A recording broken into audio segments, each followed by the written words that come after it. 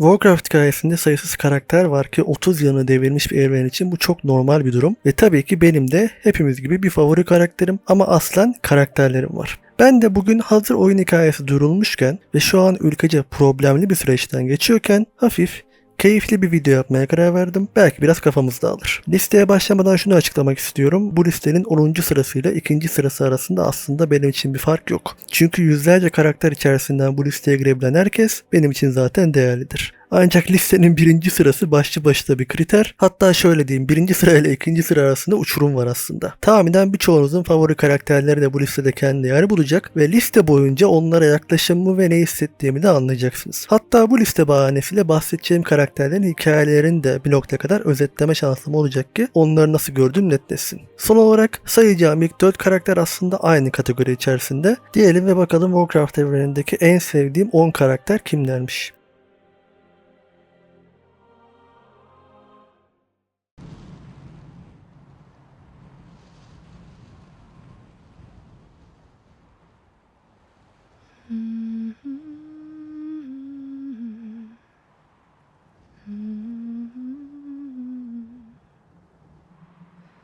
Beware, beware, the daughter of the sea.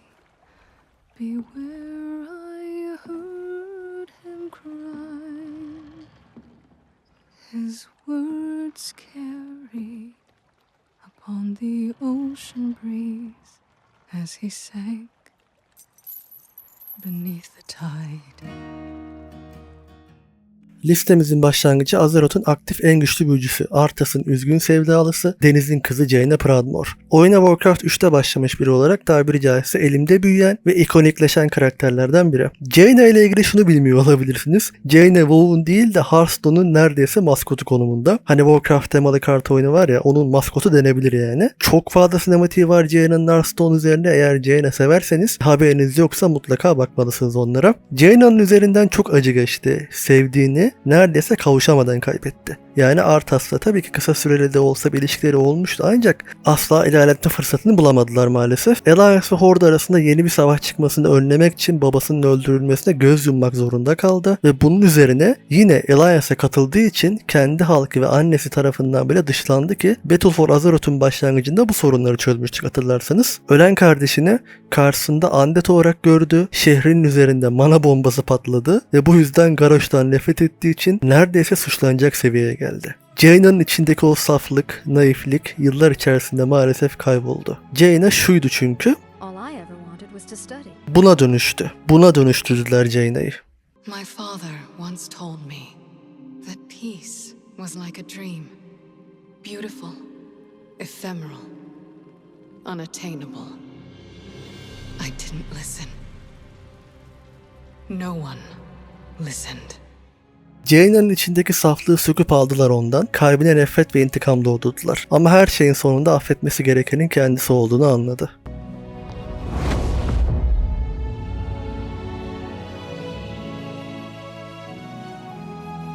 My daughter, forgive me. Forgive your father.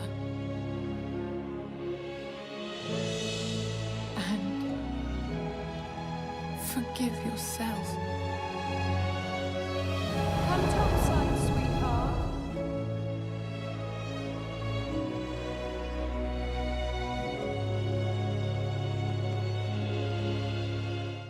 Ve annesinden resmi olarak Lord Admiral unvanını almasının ardından Shadowlands'e kaçırıldı. Orada da bize ve Anduin'e yardımcı oldu. Dragonflight'ta ortalıkta gözükmedi çünkü Ekürüleri, Troll ve Anduin ortada yoktu. Bu yüzden de The War ile tekrar aramıza döndü ve işin komik yanı Expansion başlangıcındaki ekipte bence kendi iç savaşının üstesinden gelmiş tek karakter de Jaina'ydı. Dediğim gibi Jaina'yı severim ancak bazı şeyleri videonun ilerisinde dillendireceğim diyelim ve ilerleyelim.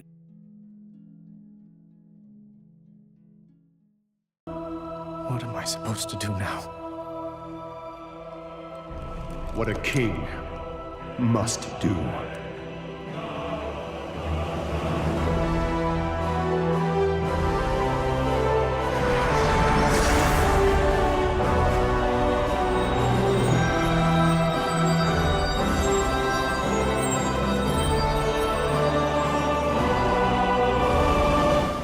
Evet, listemize 9. sıradan Anduin Rin giriş yapıyor. Alliance'ın emekli kralı ama çoğu için gönüllerde hala kral. Kurt, Valyrian'ın oğlu, Praphat Vela'nın gözbebeği. Anduin aslında herkesin gözbebeği çünkü çok erken yetim kaldı. Annesini neredeyse hiç tanıyamadı. Varian Anduin'e hep mesafeli durdu. Sonrasında Varian'ı da kaybetti Anduin. Ama işte ailesini kaybetse de bu sefer herkes onun ailesi oldu aslında. Troll, Jaina, Velen, Valyria, Gangreymane, Sylvanas, hatta Alleria bile. Herkes onun üzerine titredi. Biz de öyle ve aslında WoW'un başından beri de Anduin'in büyümesini izliyoruz. WoW aslında bir açıdan baktığınızda Anduin'in hikayesi. WoW, Anduin'in çocuklarını anlattığı bir hikaye olarak sonlanırsa hiç şaşırmayın derim. Bu oyunun sonunu görür Anduin. Ölmesi imkansız bence. World of Warcraft, Anduin, Rin ve Windrunner kedileri. Anduin'in Veresi hariç diğer tüm Windrunner'larla arası saçma derecede iyi çünkü. Şu yüzden saçma diyorum. Hem Sylvanas hem Alleria üzerine titrediler Anduin'in. Evet, Sylvanas dahil. Sylvanas asla nefret etmedi Anduin'den. Asla onun kötülüğünü de istemedi. Shadowlands için de söylüyorum bunu. Zaten onu kurtarmaya da ilk o koşmuştu. Alleria açısından zaten ya beni çok şaşırtan ama olumlu anlamda şaşırtan bir şekilde Alleria da Anduin'in üzerine titredi. Bak sakın aşağılara inme, sen burada kal, güvende kal dedi hatta o yüzden. Anduin'in kafasının dikine gidip Hollow Fall'a indiğini öğrenince onu azarlamıştı. I wish you had heeded my warning and stayed in Donegal. She is here, Anduin. The Arathi are in danger. We are in danger. Alleria ve Sylvanas'ın Anduin'in bu kadar üzerine titremelerinin sebebi çok yüksek ihtimalle onda Lyrat'ı kaybettikleri en küçük erkek kardeşlerini görmeleri. Anduin aslında şu an farkında olmasa da Windrunner ailesine katıldı aslında ki Alleria biraz da annelik içgüdüsüyle titredi üzerine ve Anduin'in de hayatında ağır travmalar var. Anne ve babasını kaybetmesinin haricinde iradesini kaybedip Jailer'ın etkisi altına girdi. Ardından yıllarca kendinden şüphe etti. İçindeki ışığı kaybettiğini düşündü ki The War Within'deki hikayesi de zaten bunun üzerine. I am not that person anymore. I have no light. Not after what I've seen. Not after what I've done. Ancak eninde sonunda ışığını geri kazandı ve umudun yaşayan simgesi olarak şu an yanımızda. Ki bence Anduin asla bir savaşçı olmadı. Her zaman umudu yaymak, iyileştirmek istedi ki Anduin'i Anduin yapan da bu.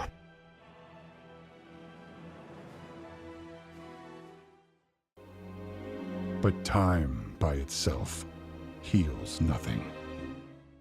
Listenin 8. sırasında Troll var. Aslında aynı Jaina gibi Warcraft 3 sonrası elimde büyüyen karakter kontenjanından listeye dahil oldu. Biraz 20 yılın hatırına yani. Troll'un da başından geçenleri saymakla bitmez. Halkının, orkların, Burning Legion'ın esaretinden kurtulmalarına yardımcı oldu. Yeni hordu kurdu ve hordun Azeroth'ta gerçekten bir yer edinmesini, kültürüne sadık kalsa da değişmesini sağladı. Bu yolda hataları da oldu. Garrosh gibi. Şimdi yorumlarda saldırmayın, Troll hala bu konuda kendinden şüphe duyduğu için elementleri kontrol edemiyor zaten. Kataklizm sırasında dünyanın en güçlü şamanı olarak aspektlerle birlikte Deathwing'in karşısında durdu ve Azeroth'un tek parça halinde kalmasına yardım etti. Zaten sonrasında da Green Jesus unvanını almıştı. Troll'un yaşanmışlıklarını şöyle anlatabiliriz aslında. Şu CGI sinematikte yüzü kırış kırış. Saçına aklar düşmüş ki Troll çok da yaşlı değil aslında. Ama erken çöktü. Çok yorgun, aynı Jaina gibi. Zaten bu ikisi beraber gidiyorlar uzun süredir. Troll, Azeroth'un şamanı, Hord'un artık haklı olarak emekli olsa da hala Warchief'teki zırhı yüzünden çok şikayet edildiğini gördüm.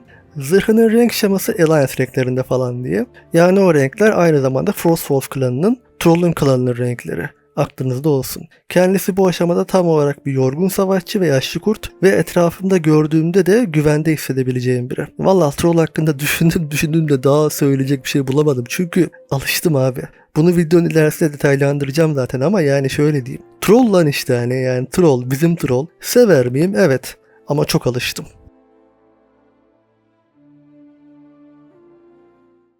So you favor life, is that it? That momentary flicker. Every cruel second spent delaying the inevitable in an endless war that you, like every Rin before you, will not survive. Listenin 7. sırasında Warcraft hikayesinde kederin vücut bulmuş hali kim diye sorsanız rahatça cevap verebileceğim Sylvanas Windrunner var. Windrunner olmanın değişmeyen özelliklerini taşımasının inatçılık, gözü karalık gibi yanında maalesef undead olması sebebiyle de her ne kadar gizlemeye çalışsa da dinmeyen bir keder ve bastırdığı bir öfkeyle taşıyor. Bu öfke de hayatı boyunca uğradığı haksızlıklardan doğan ve ölümünün ardından aslında kişiliğine, ruhundan kalan parçaya kazınan bir miras oldu. Ancak tüm bu acı yanına rağmen Sylvanas'ın tüm Windrunner'larda olan zehirli dili de aslında daha da zehir saçar hale geldi. Bu yüzden dönem dönem çok güzel laf soktu, lakap takıp alay ettiği olmuştur. You call for peace when it suits you, little lion. But you're quick enough to kill. Anduin kısmında Alera ve Sylvanas'ın onu aslında ne derece umursadığından bahsetmiştim. Sylvanas'a ulaşmayı başaran, onu yumuşatmaya en çok yaklaşan da Anduin olmuştu aslında. Çünkü Sylvanas, Anduin'in Torghast'ta tutsak olduğu dönemde ona uzun uzun kendi hayatını anlatmıştı. Biz de Sylvanas'ın hayatını bu şekilde öğrenmiştik aslında. Fakat hayatını, travmalarını, yaralarını hiçbir şey atlamadan dürüstçe Anduin'e anlatmasına rağmen hala anlaşılmadığını düşününce kalbi çok kırılmıştı. Gitmeme izin ver, burayı terk edebiliriz ve sana yardımcı olabilirim. Saygı duyulacak bir amacın var ancak Jailer'ın ulaşmaya amaçladığı şekilde değil, asla. Sylvanas'ın içindeki bir şey parçalandı. Sen bir aptalsın Anduin Wrynn ve beni de aptal yerine koydun. Bunca zamandır sempatimi kazanıp beni oltaya getirmeye, seni bırakmamı sağlamaya mı çalışıyordun? Amacımdan saptığımı düşünmeme sebep olarak mı? Jailer'a sırf yüzüm bir zamanlar sevdiğim birini anımsattığı için sırt çevireceğim için mi? Sylvanas başını öfkeyle salladı. Bıktım dedi. Tüm bunlardan bıktım.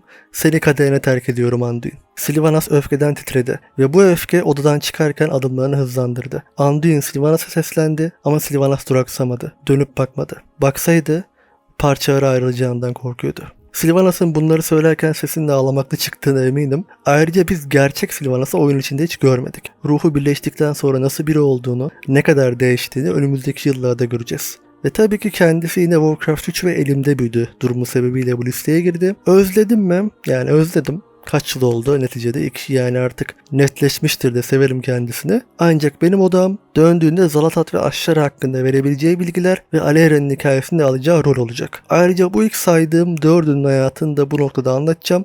Diyelim ve bu listeyi hazırlarken en çok zorlandığım kısma 6. ve 5. sıradaki karakterlere bakalım.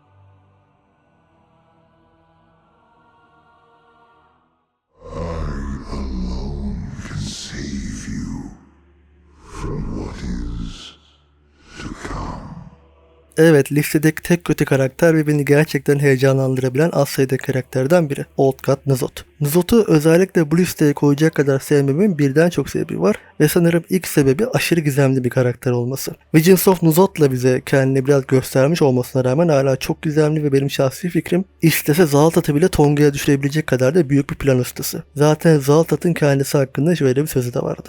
But as was so often the case, even defeat ultimately worked in N'Zoth's favor. Kazanmak için yenilmeyi göze alabilecek kadar detaylı planlar yapabilen, Old God'ların esinlendiği Lovecraft kurgusundaki Cthulhu'yu en çok andıran N'Zoth. Ve planları o kadar uzun vadeli ki listenin bu sırası için kapıştığı Yogg-Saron kadar etkisi oldu Azeroth tarihindeki olaylara. Belki ondan bile çok. Nagaları yaratarak Ashara saflarına katması bunun en önemli örneği. Gerçekten Ashara gibi birini de yanına katmayı başarmıştı. Ve diğer Old God'ların aksine bizim güvenimizi kazanarak yanına çekmek, bize kendini iyi göstermek için uğraştı. Ve doğrudan saldırmak yerine kendini bir düş alemine gizleyip Troll, Alera gibi karakterleri kabusların içine hapsedip aslında tentaklını bile kıpırdatmadan bizi bitirme noktasına gelmişti. Alera evet. Ayrıca kanalda eminim ki Alera'dan sonra üzerine en çok video çektiğim karakter N'Zoth'tur.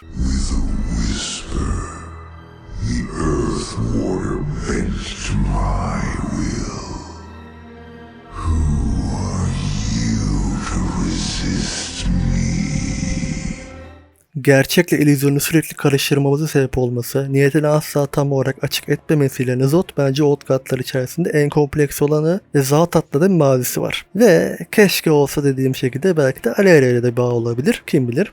Ve şunu da gönül rahatlığıyla iddia edebilirim. Bence bizi daha önce N'Zoth kadar çaresiz duruma düşüren bir kötü olmadı WoW'da. Tek patch'te, tek hamleyle hepimizi oyuncu haline getirdi.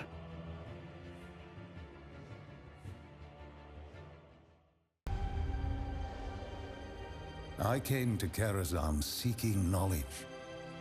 What I found was a reminder that no single person, not even a guardian, can stand against the Legion alone. As before, we must band together, united for Azeroth.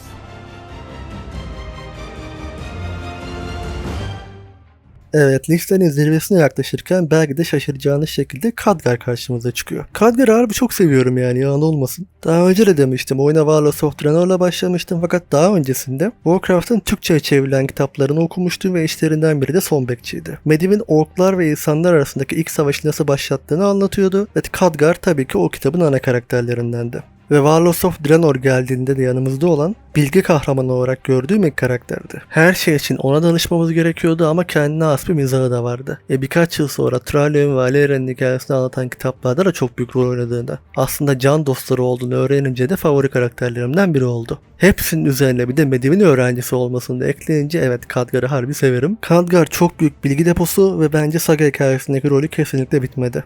Bunların yanında bence mizahına da ihtiyacımız var, o yüzden kendisi ilk 5'imde rahatça yer buldu. Sinir olanı çoktur ama aramızda sevenler de olduğuna eminim.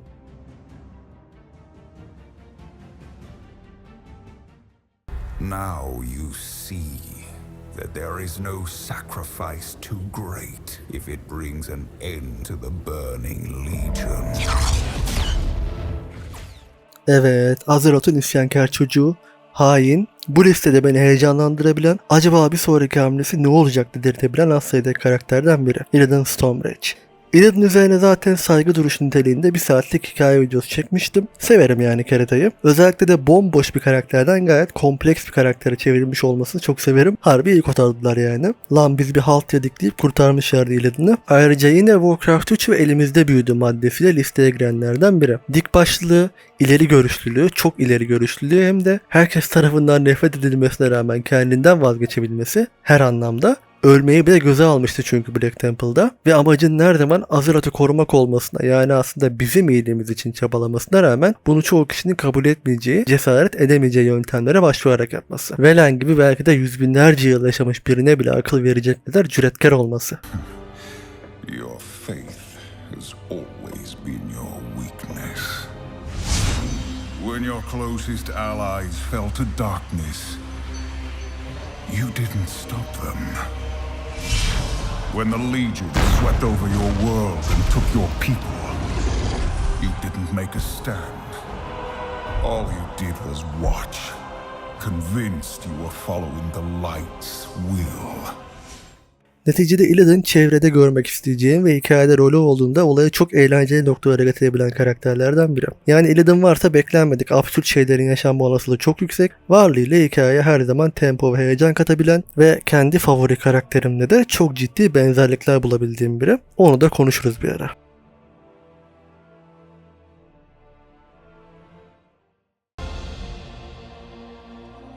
We are blessed to be in your presence once more, Zira. We'll return before you know it, Eretor. Evet, belki de şaşıracağınız üzere listenin bu derece yukarısında Thralion var. Açık konuşayım, Paladinleri sevmem ve Thralion'un pek sevilmediğini de biliyorum, ancak bunu çok kez söyledim, size Legion'da gösterilen Thralion çok üstünkörü ve yanlış. Thralion aslında görebileceğiniz en açık fikirli paladinlerden biri. Zaten kendi ışığını bulması, ışığa inanması çok uzun sürdü. Çok uzun süre şüphe duydu ancak sonunda yürekten inanmaya başlayınca gerçekten ışığın avatarı haline gelecek kadar güçlendi 2. savaş sırasında. Bayağı kan ağlattı Horda zamanında ama yeri geldiğinde de orklara karşı Alera'dan daha merhametliydi. Ve dediğim gibi yine oyunda çok göremediğimiz bir yönü olarak Thralion aslında komik biri de. Yani şaka yapıp ortamı yumuşatmayı rahatça başarabilen biri. Açık konuşayım, listede bu kadar yukarılarda olmasının asıl sebebi Alera'nın neşi olması. Ve aslında Alera ile hala beraber olması bile düz bir karakter olmadığının göstergesi. Işık yobazı olabilirdi, Uther gibi mesela. Ama her şeye rağmen Alera'yı hala seviyor ve daha da önemlisi güveniyor olması zaten onu bu kadar yukarıya koyma sebebim. O da aynı Arator gibi şu an kapalı kutu ve ikisinin de sınavı Alera olacak. Thralion'a ne kadar güvensem de, hatta Arator'dan daha çok güvensem de en zor zamanda alacağı karar listedeki yerini belirleyecek. Çünkü hemen arkasında onun yerine geçebilecek Illidan var. Thralion gerçekte nasıl biri olduğunu bize, bana Midnight'ta gösterecek.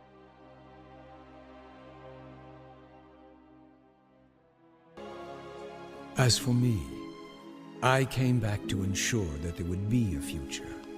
To teach the world that it no longer needed guardians.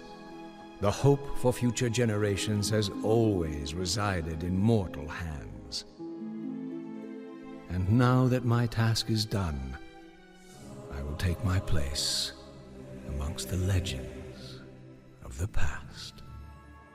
Evet, kadroya Warcraft 3 kontenjanından giren son karakter Medivh ancak elimde büyümedi, yalan olmasın. Çünkü Medivh öyle bir karakter ki gerçekten ihtiyaç varsa ortaya çıkıyor ve biliyorsunuz ki Medivh geldiyse başımızdaki bela cidden çok büyüktür. Ve Medivh'in her zaman bu belaya karşı durmamızı sağlayacak bir uyarısı, öğüdü vardır. Onun da trajik bir hayatı var ki şurada detaylıca anlatmıştım. Hikayesini baştan sona anlattığım az sayıda karakterden biridir Medivh.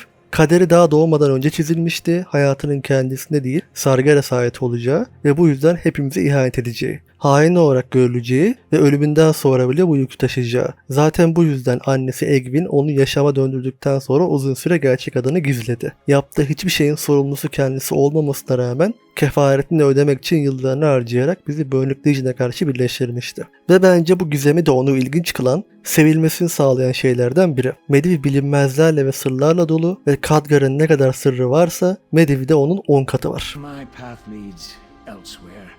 Besides, Azeroth has found her guardian in you, young trust. I have made it clear before. I do not want such power. You have all the power you will ever need, Khadgar. It is your heart, your courage that makes you this world's guardian, and a better one than I ever was. Bu yüzden tahminen umarım ki The Last Titan'da bu sefer kalıcı olarak döndüğünde zamanında Legion'ın en büyük istilasını bile yok saymasına sebep olacak arayışının ne hakkında olduğunu öğreniriz. Belki Void ile değil, Amantul ve Titanların planı ile ilgili aklımıza bile gelmemiş gerçekleri açıklayarak bize yine yol gösterecek. Eğer ufukta yine o kuzgunu görürsek anlamalıyız ki ortalık çok karışacak, ancak biri yine bize yol göstermek için dönmüş. Enough sentiment. Hear these words before I depart. It may be simpler to shut a door than to pass through it, but sometimes a step into the unknown is required to break the bonds of fate. There is much that lies ahead for all of us. Farewell.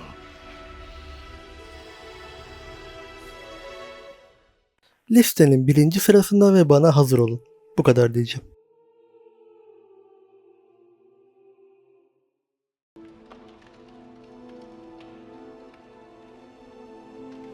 No. All of the things I did for a reason.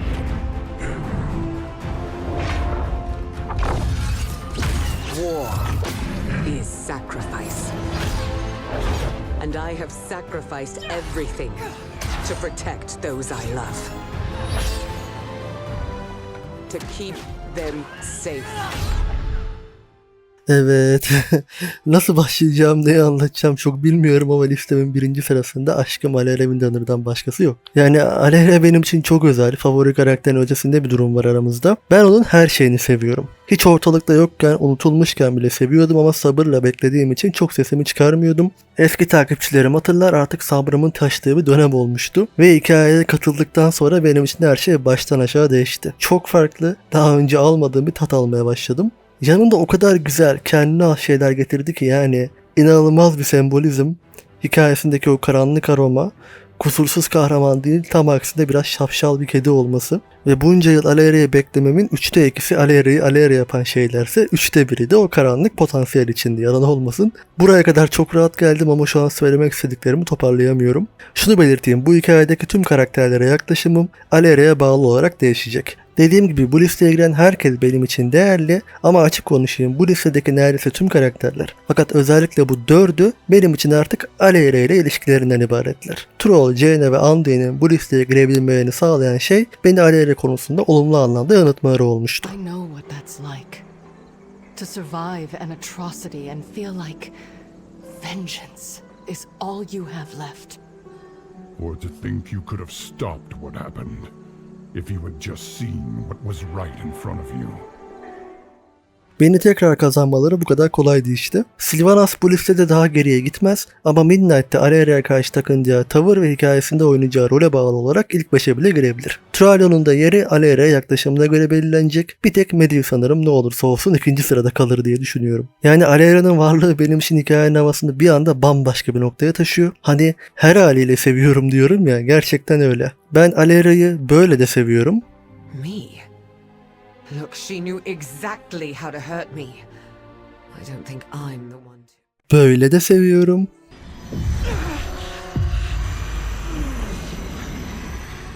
Böyle de seviyorum. For Khadgar.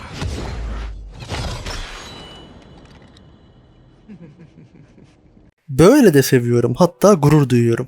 I'm not aiming at you.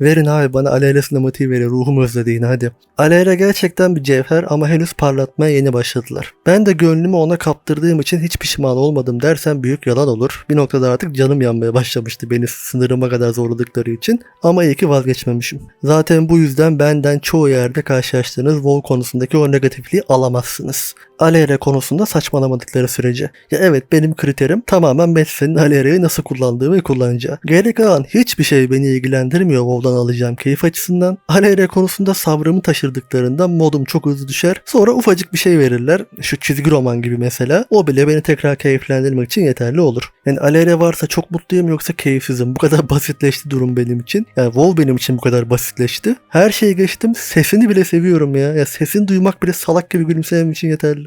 Our mysterious ally returns. You slipped away last time, before we could thank you. I left my home to fight this war to the end.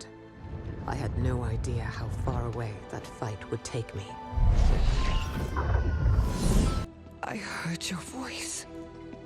This can't be.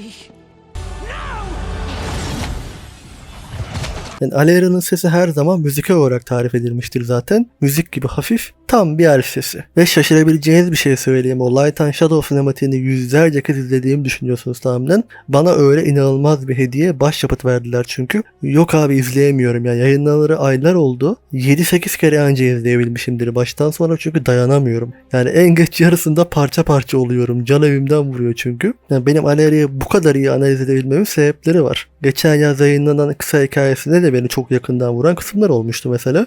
Aleyra benim kafamda kira vermeden takılıyor. En son sinematikte göreli yine aylar oldu. Ama benim hala Aleyra konusunda istesem çekecek videolarım, söyleyecek şeylerim var. Şu satırları yazarken bile içim kıpır kıpır, yani yeni bir şey olmadığı halde. Tekrar bir sinematikte göreceğim anı iple çekiyorum. Ya hatırlıyorum da ona özel besledikleri müzik gecenin bir yarısında YouTube'a düşmüştü de dinlerken sinirim bozulmuştu sevinçten. Neyse. Abi şöyle bir an yaşattı bize bir sinematikte ve ben daha fazlasını görmek için çıldırıyorum burada aylardır. The real fight.